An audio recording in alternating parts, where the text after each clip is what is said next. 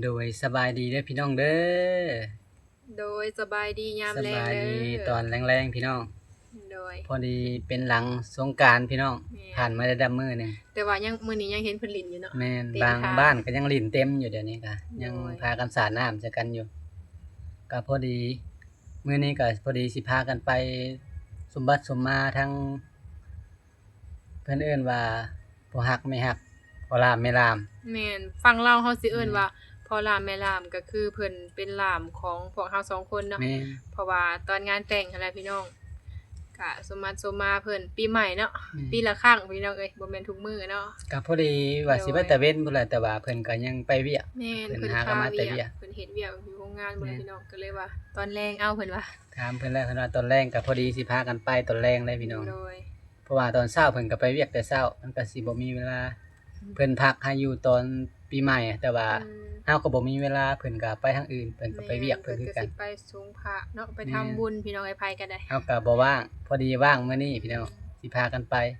โดยตอนแรงๆนี่แหละบรรยากาศกับพี่น้องมื้อเลยเด้ทางไปว่าสิพากันย่างไปเด้อพี่น้องย่างไปทางนี้แหละบ่ได้ไกลดอกเนาะก็มีเสียงตู้เสียงเพลงแหน่บ่ฮู้ว่าสิได้ถ่ายคลิปให้เบิ่งหรือบ่เพราะว่าฮอดพุ่นน่ะแฮ่งหลายเนาะแม่เปิดพังเพลงพี่น้องแบบงานบุญเนาะจักสิว่านั่นใดอืมดนๆเทื่อหนึงพี่น้องเพิ่นก็บ่แม่นว่าทุกมื้อเนาะเพิ่นลิ้นพักผ่อนพี่น้องสงกรานต์แต่เฮาก็อยากไปหาอยู่หากินคือเก่าดนๆจังได้ลิ้นพี่น้องเนาะไผก็ แม่นทางในเมืองบ่แฮ่งหลายเนาะแม่นเส้นในยังเมืองเต็มน่ะอยู่แต่ว่าบ่ได้พากันไปจักเทื่อพี่น้องไปแล้วก็มีแต่เพิ่นก็ทาแป้งป้าแป้งเนาะเพิ่นสิเอิ้นเนาะไปก็รถหลายส่งบุญปีใหม่เฮาก็บ่ได้ไปเลยบ่ได้เห็นซ้ำในเมืองน่ะไปแต่ลิ้นน้ำกับสงขลาหั้นแหละพี่น้องอยากไปหักมันก็สิบ่หลายซ้ำอยู่ในเมืองเนาะบ่ลิ้นน้ำก็ธรรมดาเป็นบ่อนท่องเที่ยวหนึ่งของสะหวรรณเขตพี่น้องเพิ่นเปิดแต่ทุกปีใหม่บ่หรือว่าเปิดทุกมื้อเพ็งกะเบ้านะแกงกะเบาน่ะเพิ่นเปิดแต่บุญปีใหม่ลาวแหละสงกรานต์3-4มื้อ เออถ้าเป็นแบบว่ามื้อธรรมดาไปนี่ก็ไปได้อยู่แต่ว่ามันก็บ่คือแบบมีงานโดยเพิ่นก็บ่ได้ปิดบ่ได้หยังก็เฮาอยากไปลิ้นไปเบิ่งก็ได้อยู่แต่มันสิบ่มีร้านมีขายเครื่องเด้เบิดวิดยามเลยเพราะว่าดนๆเทื่อหนึ่งเนาะเพิ่นก็ขายเครื่องพี่น้องก็คือเห็นนั่นแหละบ่ได้ไปเนาะก็เลยว่าอยากลองเบิ่งหั้นนะ แม่นพอดีทางเมื่อบ้านเลยเด้พี่น้องทางนั้นใกล้ๆกันเนาะแม่นแต่ก็ยังบ่ทันมีโอกาสได้เมื่อพี่น้อง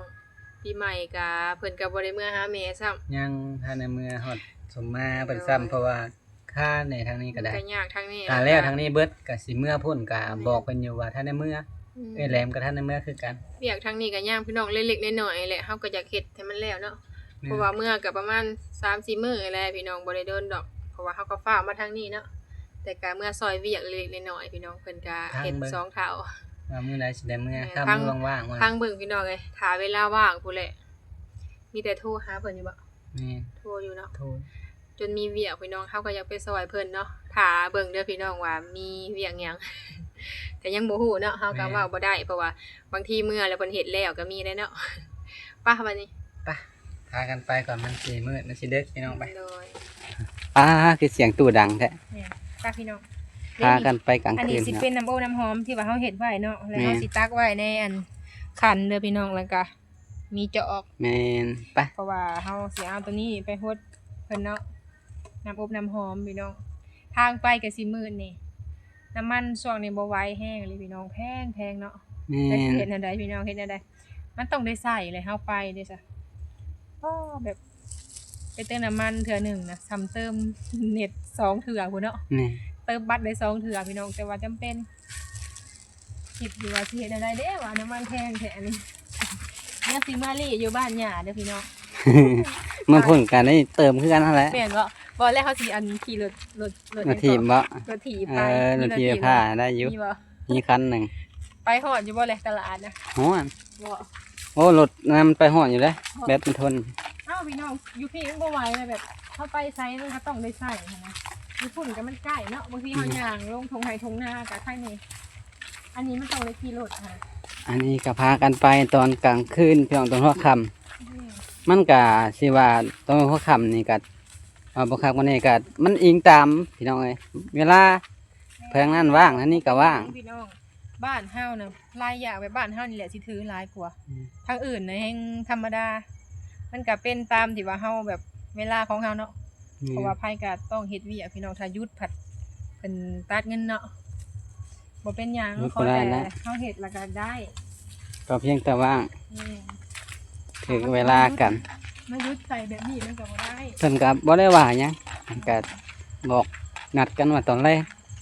มันบ่มีเวลาได้เพิ่นก็ได้จักเสียแนวใดก็ดีกว่าห้ามบ่เฮ็ดหยังหั่นน่ะพี่น้อง ทางไปมีสีลุงอยู่แบบนี้แหละแต่ ผู้ ว่า ทางไปก็ได้ ได้ มื้อตึบตือ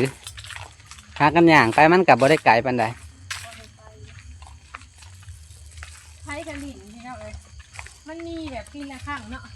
นี่ มีการม่วนและมื้อนี้แห้ง มื้อนี้ยังงานเต็มอยู่ทางออกนี่ก็ได้ วันที่ 17 17เนาะ11เมษายนวันศุกร์ พากันย่างลัดป่า นี่แม่ท้องสิเป็นเงินจากท้องถิ่นเพิ่น อืม เอาเพิ่นบ่อยู่เนาะคืออย่างเนี้ยเล่นมีเพิ่นจะไปนะไปเต้นอยู่เว้ย เฮาก็ถือดอกไม้ทูบเทียนไปพี่น้องนะสิไปหาขันอยู่พุ่นคือมีเสียงตู้แถวบัดนี้ เพิ่นนอนอยู่มันก็เฮ็ดไก่โคง ตัดภาพมาตอนเช้าๆได้อพี่น้องเด้อมามื้อนี้ก็ดินสุ่มๆนะจักหน่อยพี่น้องพอดีเมื่อคืนนี่พากันไปสมมาทางป้าทางลุงแน่ก็พอดี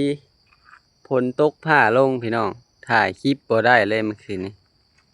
พาสิไปถ่ายบรรยากาศทั้งนั้นให้เบิ่งพี่น้องสุดท้ายแล้วว่า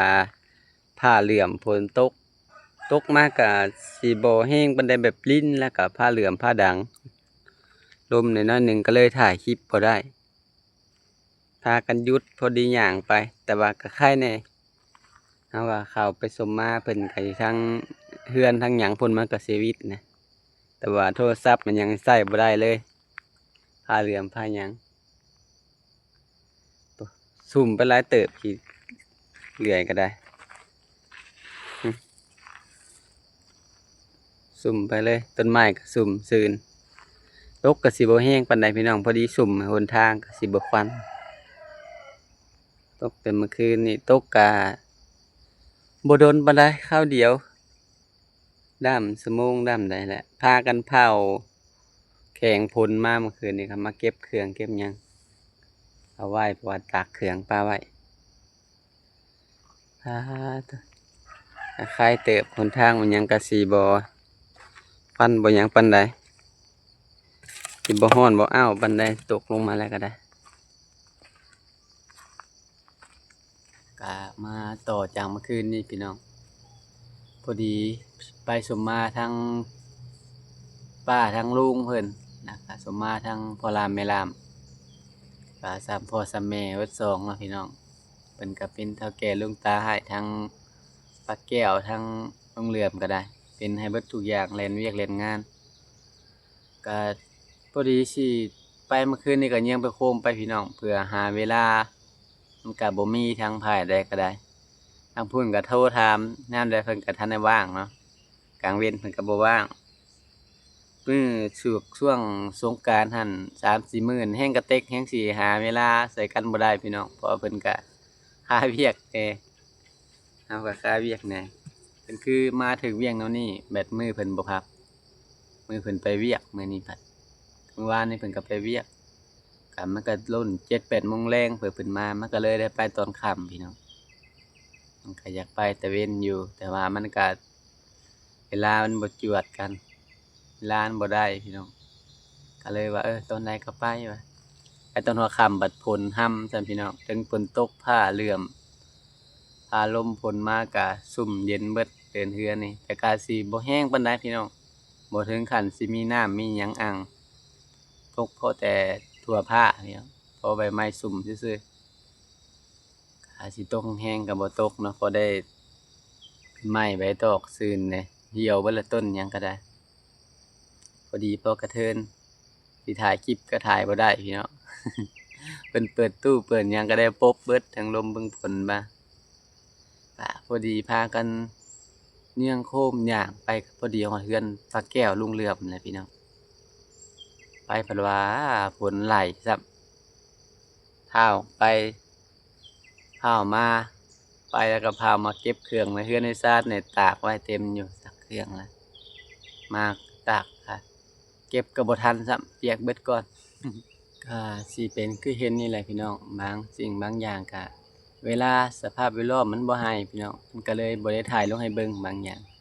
ก็ FC ก็สิบ่ฮู้ก็คือกับเมื่อบ้านนี่ก็คือกันทางพี่เพิ่นก็ถามอยู่คือบ่เมื่อพุ่นแหน่บ่ได้เมื่อบ่เพิ่นว่าก็ทาง FC มันก็ถามอยู่ว่าบ่ได้เมื่อบ้านบ่ได้เมื่อแบบว่าสมบัติสมญาทั้งพ่อทั้งแม่บ่ ก็พาเมียเมื่อสมบัติมาทั้งปู่ทั้งย่ามันก็เวลาบ่ทันได้ว่างพี่น้องก็สิเมื่อฮักสิเมื่อแต่สมบัติสมมานี่ก็คือสิบ่คือเมื่อดำมื้อนำใดมันก็ดนๆเมื่อเทื่อหนึ่งก็อยากเมื่อเฮ็ดเวียกเฮ็ดหยังช่วยเพิ่นเลยจักมื้อจักใดคันเฮาสิเมื่อแล้วปึ๊บสิมาปึ๊บนี่ก็บ่คือก็เลยว่าเฮ็ดเวียกทางนี้แล้วก่อนก็คือทางนี้ก็หากา สมมาทางนี้แล้วเบิดเนาะสิเมื่อทางพุ่นก็เมื่อได้บัดนี้แต่เขาสิเมื่อถึงช่วงปีใหม่พุ่นก็สิเมื่อก็สิได้กลับมาทางเก่าหั้นแหละมาสมมาทางนี้คือเก่ามันก็สิได้กลับไปกลับมาก็สิบ่ได้เวียกได้หยังก็เลยคิดว่าได้โทรบอกเพิ่นทางหน้าว่าบ่ทันเมื่อเด้อว่าปีใหม่ก็ได้ช่วงหลังๆพุ่นแหละพี่น้องก็เมื่อถึงช่วงเพิ่นเฮ็ดเวียกเฮ็ดหยังเฮาก็สิพอดีเมื่อสมมาเพิ่นเลยแล้วก็ ซอยเวียกเพิ่นเลยมันก็สิดีกว่าพี่น้องดีกว่าเฮาสิกลับไปกลับมาก็เสียเวลามันก็ไกลเติบผู้เที่ยวไปเที่ยวมาก็ได้คุมื้อนี้น้ำมันก็แพงส่ำพี่น้องแสนปลายจังเต็มถังรถจักรนี่ก็ได้140,000 150,000ตกอยู่เป็น200กว่าเพิ่นพู้นจักได้ยินเสียงจักรเพิ่นตัดไม้ทางน่ะมันเข้ากล้องก็เลยย่างไปทางพี่เพิ่นคือสิตัดไม้เฮ็ดฐานเฮ็ดหยังหั่นแหละ ไปสมมัดสมมาเพิ่นก็บ่ได้มีหยังหลายพี่น้องมีแต่ดอกไม้ทูบเทียนแหละไปขอคดขอสงเพิ่นไปผูกคอต่อแขนเพราะเป็นพิธีก็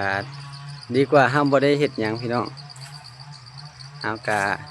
แต่งงานเป็นครอบเป็นครัวจับเจือแหละก็มีป้ามีลุงมีเฒ่าแก่ลุงตามีพ่อหลานแม่หลานเฮาก็ต้องสมบัติสมมาเพิ่นเฮาเป็นเด็กน้อยเนาะ ดีกว่าแบบเห็ดคือเฮาบ่จักหยังนี่พี่น้องมันก็บ่ถือว่าสิมีหยังหลายไผมากดอกเพิ่นก็บ่ได้ว่าหยังขอเพียงแต่แบบเฮาฮู้จักความนะแบบกตัญญูยังฮู้จักไว้สมบัติสมมาเพิ่นก็ดีใจแล้วแหละยังแต่ทางบ้านบัดนี้พี่น้องก็เท่ามือว่างพุ่นแหละสิได้มื้อก็ได้ก็ทางคือทางแม่เฒ่าทางพี่เพิ่นก็ถามอยู่บ่ได้พากันมื้อบ่เพิ่นว่าแต่ว่า ก็ตอบเพิ่นว่าถ้าได้เมื่อถ้าได้ว่างเพิ่นล่ะพี่น้องถ้าว่างเพิ่นล่ะสิเมื่อซอยเวียกเพิ่นเลยฝนตกเมื่อคืนนี่ก็แห้งเติบอยู่ได้พี่น้องซุ่มเบิดพาย่างพบเสียงจักรเพิ่นมาทางนี้ก็สิมาเบิ่งหนองเท่านี้เลยพี่น้องน้ำก็บ่ทันมีดอกแนมฝนตกบ่แห้งปานใดทางนี้ก็ซักน้ำซักหยังก็บ่ได้พี่น้องฝนตกนั่นนี่ก็ดีอยู่พอได้สุ่มได้เย็นได้ไม้ใบตอกหาปลูกว่าแถวนาเฮือนก็ได้ซักน้ำบ่ได้แท้ๆมึงสิพาพี่น้องมาเบิ่งหนองทางนี้น้ำกลายมาทางนี้เลยกระเทินมาบางฐานก็สิบ่เคยเห็นพี่น้องมาทางนี้ได้ยินแต่ว่ามีหนองลึกๆแล้วบ่มีน้ำพี่น้องซักน้ำบ่ดานบ่ได้สิมาพาให้เบิ่งเลยมื้อนี้ได้โอกาสมาอันนี้สิเป็นหนองทางเทิงเพิ่นจกเอาสิบ่ลึกปานใดทางรถซื่อๆเบิ่งสิพามาให้เบิ่งทางนี้ทางนี้นี่แห้งลึกพี่น้องเพิ่นจกใหม่ๆรุ่น40 เมตร50 เมตร40 เมตรบ่หลุดแล้วแหละ30-40 เมตรได้ยินแต่ว่าซื่อๆพี่น้องถ้ามื้อนี้จังพามาเบิ่งโอ้ยังอยู่โกนอยู่หลุมอีกอยู่แล้วลึกแห้งพี่น้องรุ่น40 เมตรบ่หลุดแล้วแหละ30-40 เมตรนี่มันก็พอมีน้ำเลยสำนี้พี่น้องปกติน้ำมันก็มีอยู่แต่ขายเทิงพี่แหละพี่ขายขอบเทิงพี่ปกติซักน้ำอย่างเลิกที่สุดก็คือทางหมู่บ้านไซบุญทางยังก็ว่าเลิกก็มีแต่27-28 เมตร หรือว่า30 เมตรก็มีแหละ30ปลายเมตรแต่อันนี้มันลึกเกิน40 เมตรยังบ่มีหยังอยู่ก็แสดงว่าบ่มีน้ำพี่น้องมีก็ลงไปกับค่าหินมีแต่หินส่วนหลายหินเพิ่นก็เอาขึ้นมาไว้ดังเทิงมีแต่หินก้อนใหญ่ๆแบบนี้หินสิหลายเจาะลงก็รุ่น100 กว่าเมตรพุ่นแหล้วจังสิฮู้ว่ามีหรือบ่มีก็คือสิบ่มีไผเจาะดอกพี่น้องใช้ต้นทุนหลายแล้วก็ยากต่อการนำใช้แน่ขนาดซ้ำนี้ยังบ่มีแหละน้ำนี่บ่อยู่เลยพี่น้องมันลึกป่านนี้ก็ยังน้ำบ่อยู่บ่มีพอดีดินแตกเขิบทางลมลึกแห้ง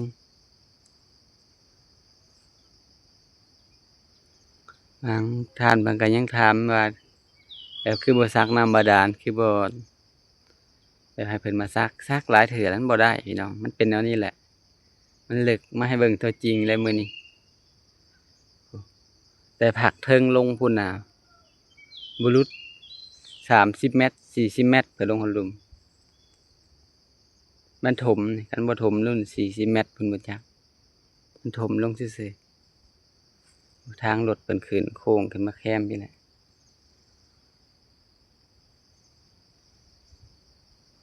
เทิงๆนี่ก็สิเป็นน้องเพิ่นจกเอาดินคือกันก็อยู่ข้างๆเฮือนเลยพี่น้องบ่ได้ไกลกันมาแต่เก่ามาก้านเขียดก้านหยังก็มาแถวนี้แหละพากันมาก้านเขียดฝนตกเลยกบเขียดมันสิลงมาเต็มแถวนี้เลยน้องลุ่มพุ่นก็มีแต่ว่าบ่กล้าลงมันเลิกเกินลงมาฮอดแต่นี้ลงไปยันดินยันหยังมันเตือนลง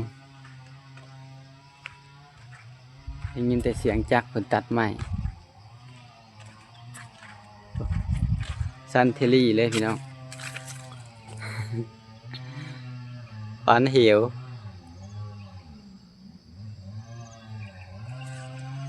ในกล้องยังสันนี่ตัวจริงนี่กว่ามาเห็นกับตานี่พี่น้องเลิกแห้งอีหลีแถวนี้เพิ่นกระจกอันนั้นสิเป็นต้นมะม่วงบอนน้องละตีเขาว่าเก่งมากินช่วงก่อนมีผักต้นมะม่วงในเต็มมะม่วงกระโซแต่บ่ฮู้ว่ามันดีอย่างผักมัน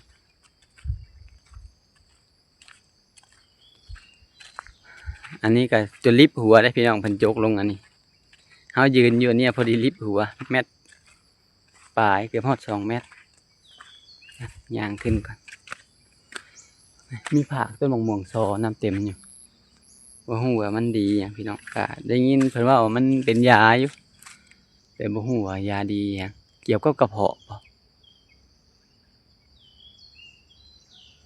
ไปต้มกินจังว่าดีกระเพาะจากได้ยินคุ้นๆเพิ่นว่า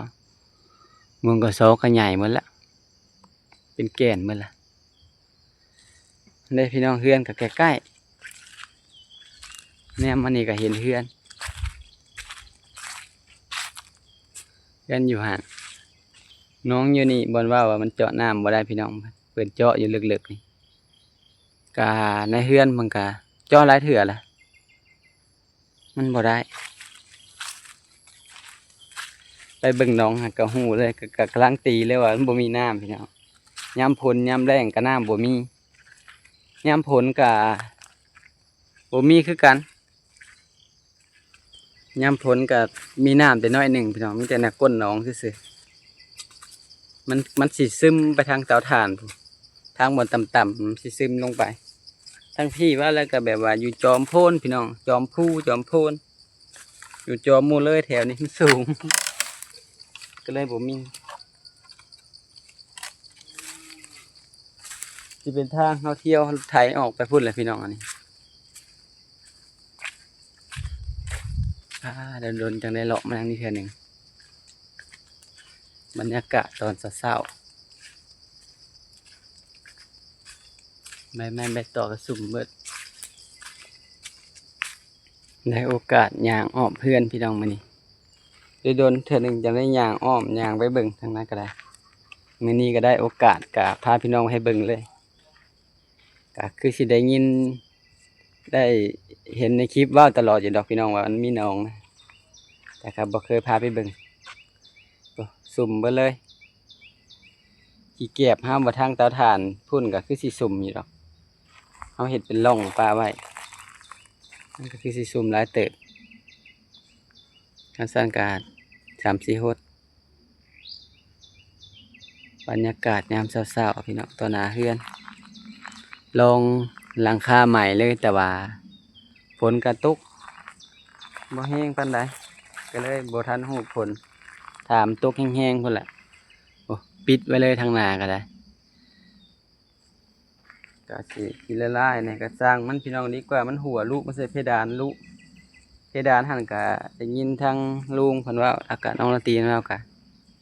รวมๆเป็นเงินค่าสร้างเฮ็ดแหน่ค่านั่นก็เบิดหลายเติบเลยก็ดีกว่ามันลุถิ่มซื่อๆพี่น้องเอาแผ่นเรียบมาปิดเลยแบบว่าน้ำมันเข้าอยู่ในตีนปองเยี่ยมกับเข้าอยู่ในเขือบไม้ไหลครับแบบไหลต้องใส่เพดานเลยมันแก้บ่ได้สิเอาหยังมายามันก็บ่อยู่พี่น้องเพราะว่าแบบเพิ่นต่อเฮือนทางหน้านี่พอดีจุใส่กับปองเยี่ยมเลยมันจ่อกันแล้วด้ามขอมือหนึ่งกับปองเยี่ยมพอดีมันไหลเข้าในเฮือนหมดเลยไหลลงพื้นใส่เพดานทั้งเทิงกาดใส่หลังคาไม้ในส่วนหนึ่งที่มันหัวแห้งๆเนี่ยพี่น้องส่วนมันบ่หัวแห้งปานใดเฮากะถ้าเบิ่งว่ามันตกเทอหนาพุ่นแหละทางอื่นบนบ่ได้เปลี่ยนเบิ่งเดี๋ยวตอนบนแถวเปลี่ยนนี่ซะก่อนแต่กะถ้าไม่มีบนได้หัวฝนตกบ่แห้งปานใดต่อกาดเฮือนคนละชั้นพี่น้องสากมันก็สิเป็นคนละสากแต่ว่าเอามาเปลี่ยนเป็นยาวมันก็สิบ่คักบ่แน่ปานใดแต่ว่ามันก็สิดีกว่าแบบเป็นผักไผผักมันแล้วมันหาบนหัวบ่เห็นเราก็สิแปลงบ่ได้บัดนี้ก็ยังสิฮู้อยู่ว่ามันหัวอยู่วางใดบัดเพราะว่ามันยาวเลยเด้ว่าเก่งขึ้นไปเปลี่ยนใส่ตัวยาวเลยมันก็สิคายอยู่ดอกโดยมีแต่ว่าคลิปนี้บ่เก่งก็สิขอตัวจบคลิปลงเพียงเท่านี้เด้อพี่น้องเด้อมาถ่ายบรรยากาศตอนเช้าให้เบิ่งพี่น้องหลังจากเมื่อคืนนี้ที่ถ่ายบ่ได้พี่น้องว่าสิไปถ่ายให้เบิ่งบรรยากาศตอนไปสมบัติสมมาทั้งพ่อรามแม่รามแล้วก็ทั้งป้าทั้งลุงเพิ่นแล้วก็ถ่ายบ่ได้ซ้ำพี่น้องก็เลยมาถ่ายตอนเช้าให้เบิ่งแทนโดยสำหรับคลิปนี้ขอกล่าวคำว่าสบายดีเด้อพี่น้องเด้อ